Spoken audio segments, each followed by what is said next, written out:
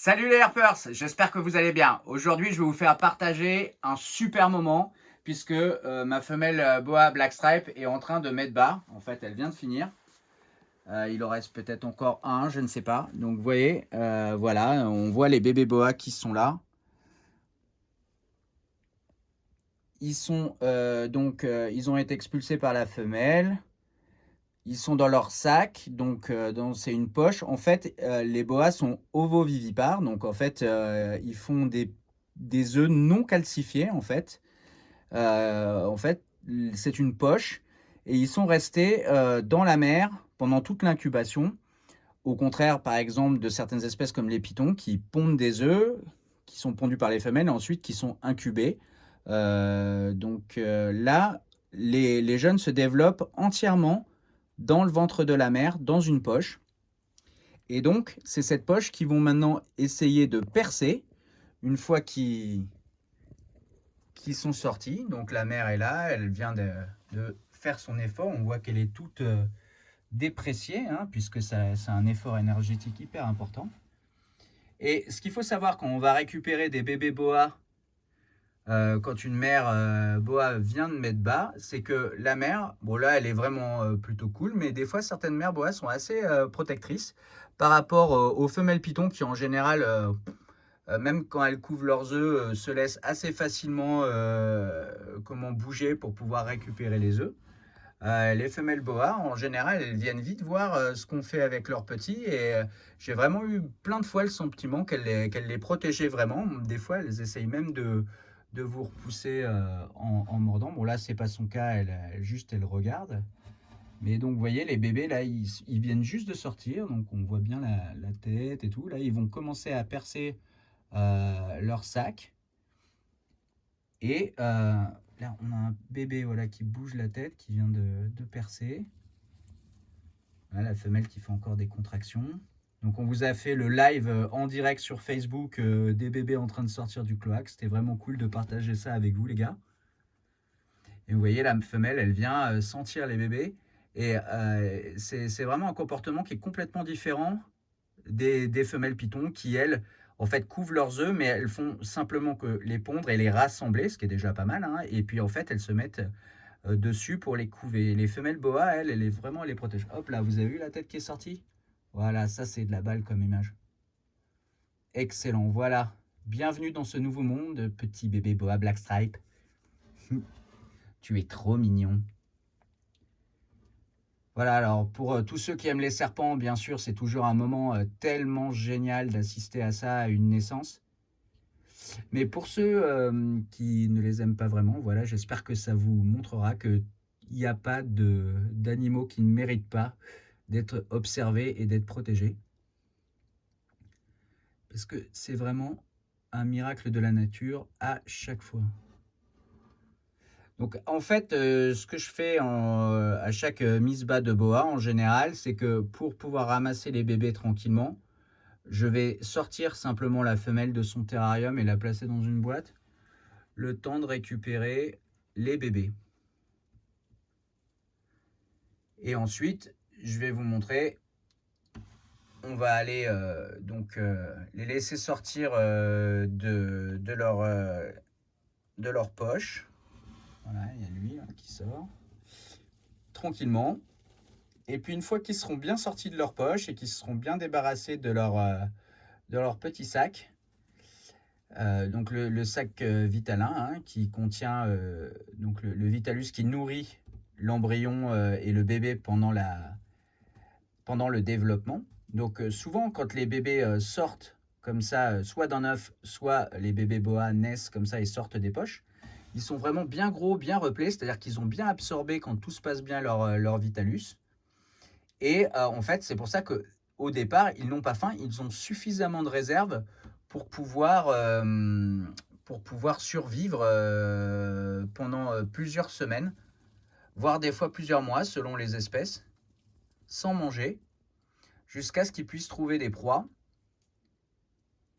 On s'aperçoit de plus en plus que certaines espèces de serpents, quand les bébés naissent, en fait, ils restent ensemble pendant un certain temps après la naissance. C'est pour ça qu'il faut parfois attendre avant de séparer les animaux. Là, vous voyez, ils naissent tous ensemble et parfois, ils vont rester ensemble pendant plusieurs semaines. Donc, nous, les éleveurs, on a un peu tendance à parfois les séparer trop vite. Et avec certaines espèces, ça fonctionne. Mais c'est vrai que certaines espèces, apparemment, sont plus... les bébés sont plus enclins à démarrer. Salut, toi. Sont plus enclins à démarrer si ils sont ensemble. C'est maman. Il grimpe sur le téléphone. Voilà, vous assistez à tout là, les gars. Et je vous ferai une vidéo plus complète sur toute la reproduction des boa constrictors et notamment sur ce projet des Black Stripes. Donc là, cette femelle, on est le 12 mai 2020 et l'année dernière, le 30 mai 2019, elle avait déjà produit 11 jeunes. Donc vous voyez, il n'y a pas besoin qu'ils soient énormes, les boas, pour arriver à produire de belles portées. Et au contraire, moins ils sont gros, mieux ça le fait. Malheureusement, en captivité, on a tendance à trop les alimenter et souvent ça joue vraiment sur la fécondité des animaux, particulièrement chez les boïdés. J'ai tous les serpents d'ailleurs. Donc voilà, les petits sont nés. Je pense que là, elle a fait tout son travail, elle les a tous sortis. Donc là, je vais sortir la femelle Black Stripe. Hop. Ça filme toujours. Parfait. Désolé, il y a eu un petit... il y a une petite chute.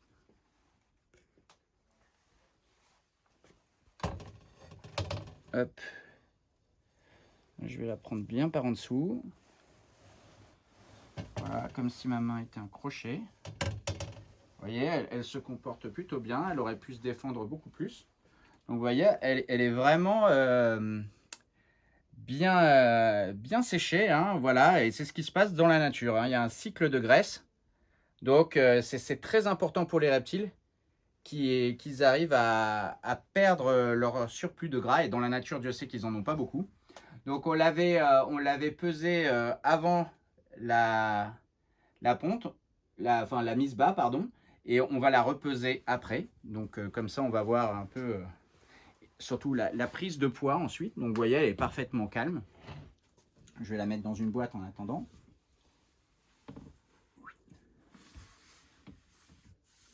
Et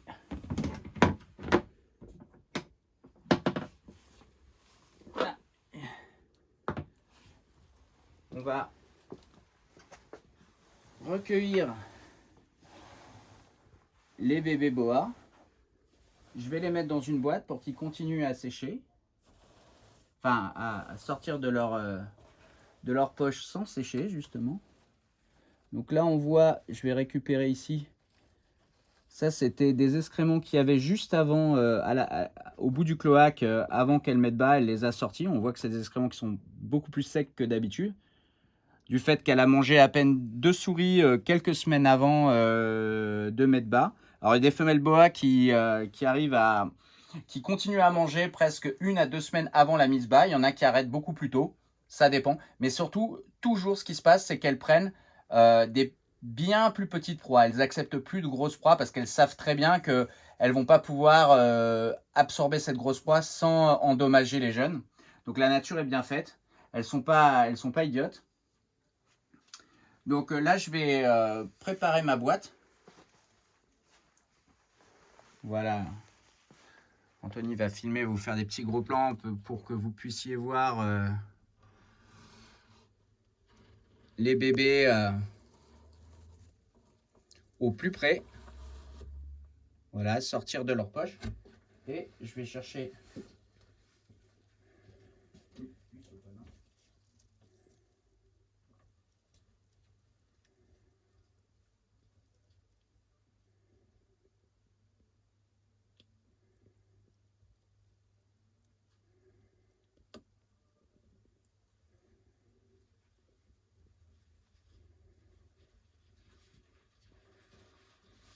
Voilà, on fait tout en direct là.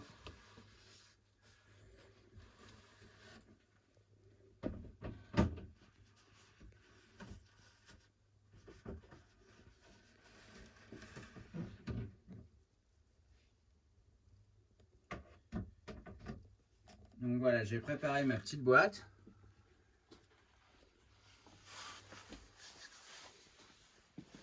Je me suis bien lavé les mains, évidemment. Toujours. Et tenez, on va vous présenter un des premiers jeunes. Voilà, il est dans sa poche. Hello, salut petit.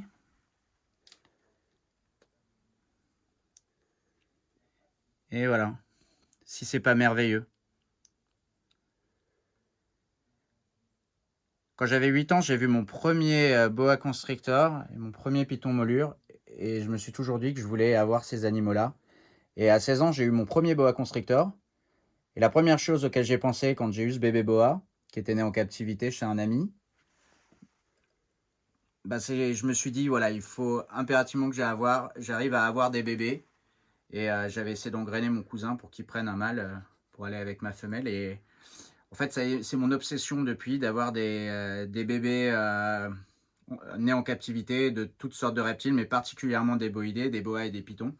Voilà, j'ai consacré une grande partie de ma vie à ça. Et ça fait quand même des années que j'ai des bébés. Et j'arrive jamais, j'ai jamais réussi à être blasé. Chaque fois, ça me fait toujours le même effet. Je suis toujours aussi content. Et je trouve que c'est tellement magique et c'est tellement de travail voilà, de faire grandir des adultes. Les parents, je les ai eus gros comme ça. Et voilà, c'est un aboutissement à chaque fois. C'est beaucoup d'années de travail, de la patience, voilà, d'études, etc.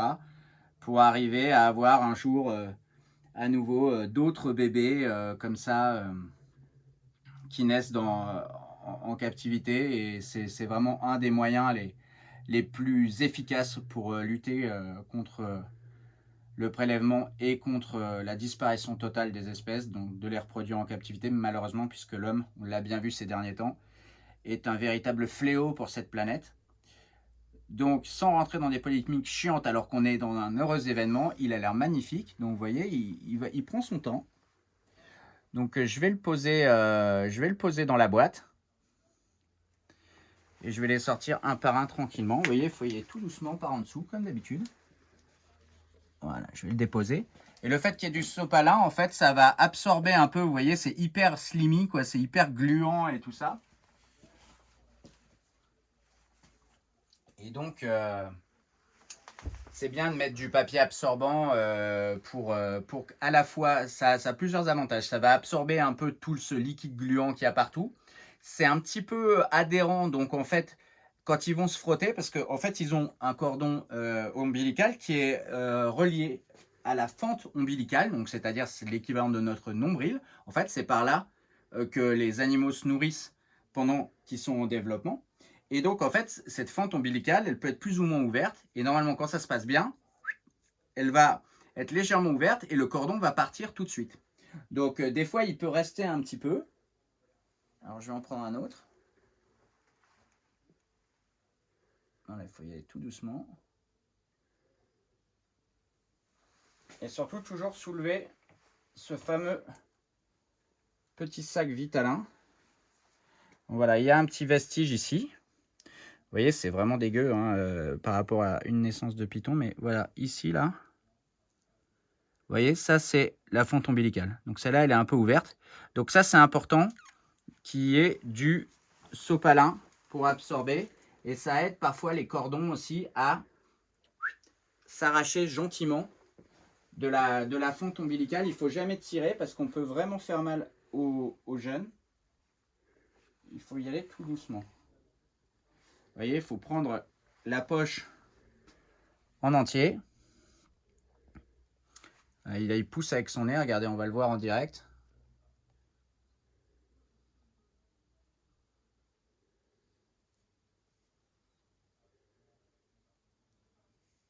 Elle est petite. Alors la poche, elle est relativement résistante. Hein. Vous voyez des vaisseaux sanguins aussi.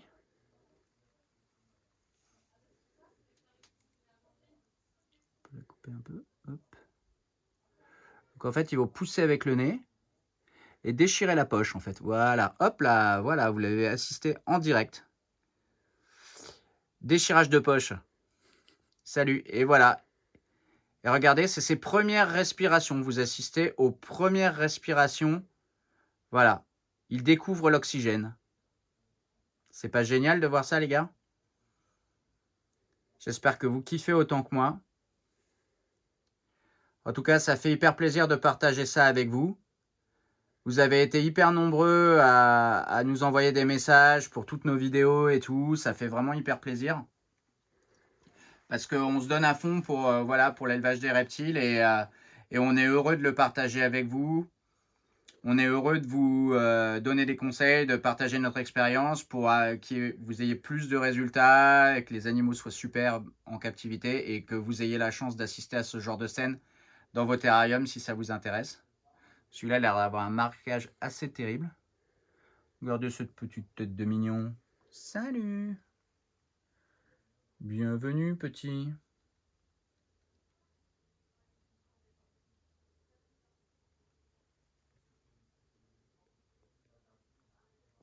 Voilà, là, il découvre un nouveau monde, hein, puisque la gestation dure un peu plus d'une centaine de jours.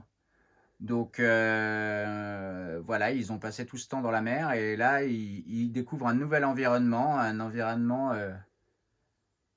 qui est maintenant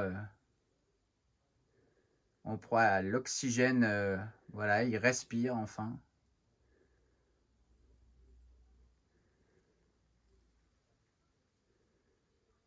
La nature est bien faite, hein.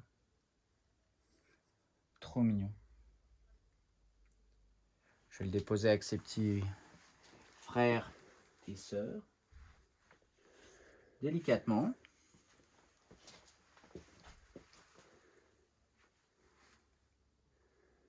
Hop. Un autre.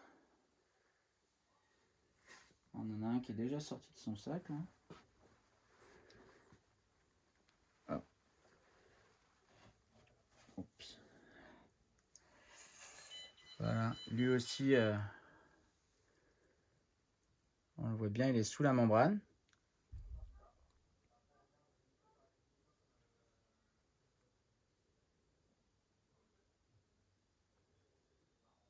Incroyable.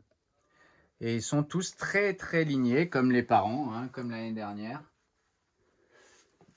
Alors, celui-ci là qui est sorti de son sac, je vais vous montrer, là, il y a un bon exemple.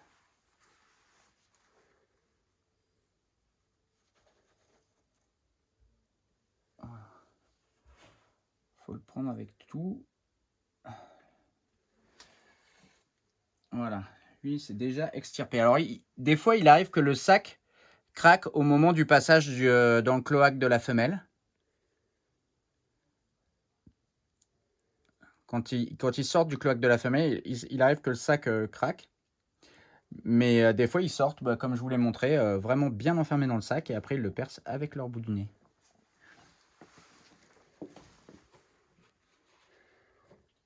Hop. Voilà. On les prend bien par en dessous.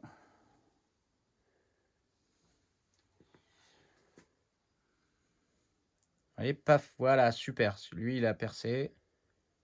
Ah, salut. Et souvent, alors il paraît que dans la nature, souvent les femelles boas mettent bas pendant les jours d'orage, quand il y a beaucoup de pluie.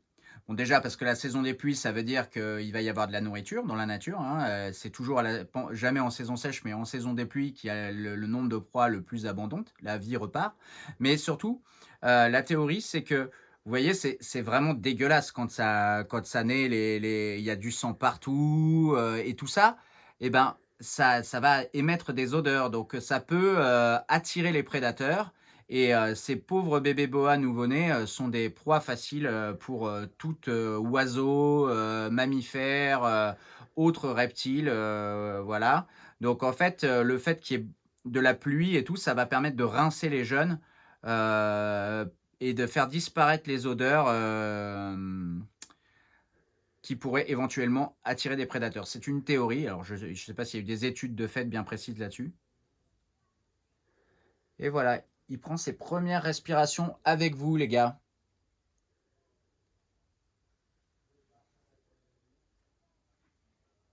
Donc, une plus petite portée que l'année dernière, hein, puisque l'année dernière, il y en a eu 11. Mais pour une femelle qui fait 1,9 kg, c'est vraiment pas mal. Donc, vous voyez, en fait, la performance d'une femelle boa en termes de reproduction, elle n'est pas tellement liée à sa taille, mais surtout à son tonus musculaire. Alors là, ici, je vais vous montrer. Le cauchemar de tous les éleveurs, c'est ce qu'on appelle un slug.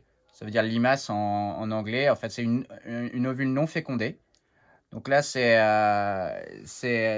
quand les follicules se développent, elles ne se développent pas toutes à la même vitesse. Et donc, elles n'ont pas toutes la même taille quand elles passent dans les oviducts et qu'elles sont fécondées par le sperme du mâle à ce moment-là.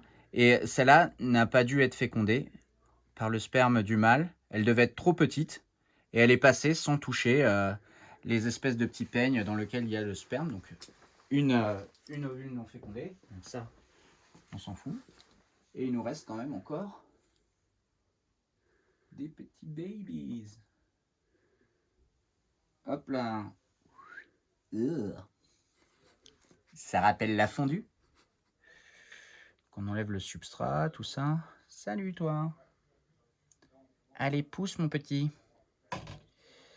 Donc là, c'est au moins la 3e ou 4e génération. Regardez, voilà, ça c'est ses premières respirations. Ça c'est ses premières respirations. Et la première fois qu'il tire la langue, voilà, regardez-moi ça. Trop beau. Excellent.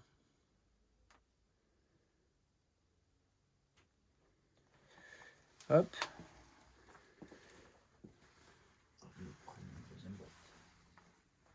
Hop. Il en reste encore 2. Donc voilà, à peine 18 jours d'intervalle. Hop là, allez, vas-y. Pousse. On va faire comme dans Jurassic Park. Pousse, tu peux le faire. Tu peux sortir. Je sais qu'Anto qui est en train de filmer, il est fan de Jurassic Park, alors j'étais obligé de lui faire.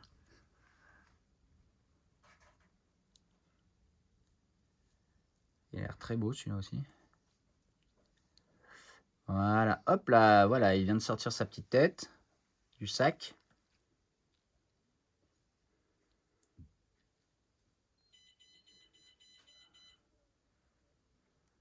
Voilà, les premières respirations, première sortie de langue avec vous les gars.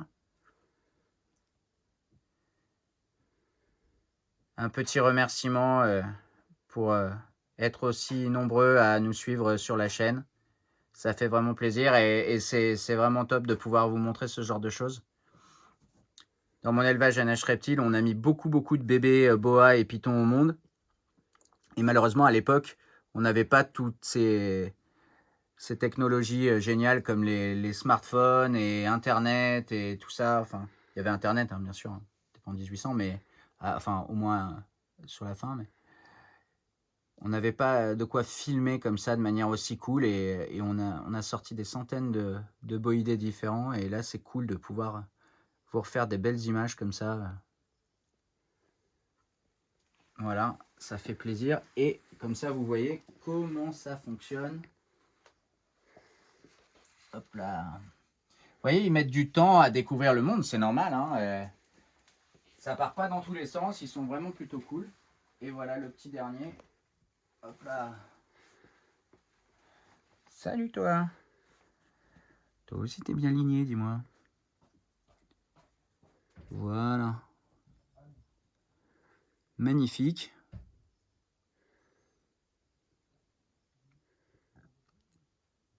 Allez, est-ce qu'il va percer la poche avec nous les gars? On va voir. Je sais pas.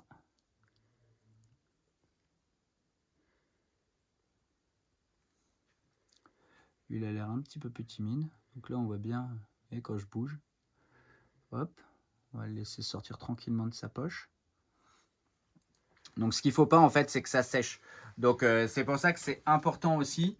Là, vous avez vu, en plus, elle l'avait fait sous la lampe chauffante. Donc c'est pas mal de, comme je vous l'avais dit, hein, souvent elles mettent à des endroits bien précis dans la nature, souvent quand il pleut.